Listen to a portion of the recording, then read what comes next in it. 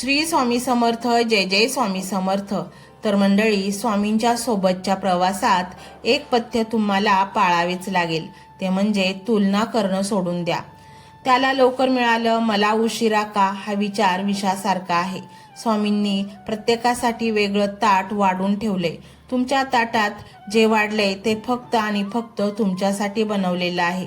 ते दुसरं कोणीही हिरावून घेऊ शकत नाही. दुसऱ्याच्या बंगल्याकडे बघून स्वतःच्या झोपडीवर नाराज होऊ नका, कारण स्वामी तुम्हाला त्या झोपडीचे रूपांतर राजमहालात करण्याची योजना आखत आहेत. फक्त त्यांच्या वेळेवर विश्वास ठेवा. त्यांचं टायमिंग कधीच चुकत नाही. आणि हो, स्वामींना व्यवहार आवडत नाहीत, त्यांना भाव आवडतो. तुम्ही किती रुपयाचा पेढा ठेवलाय यापेक्षा तुम्ही किती अश्रू ढाळून त्यांना हाक मारली याला किंमत आहे.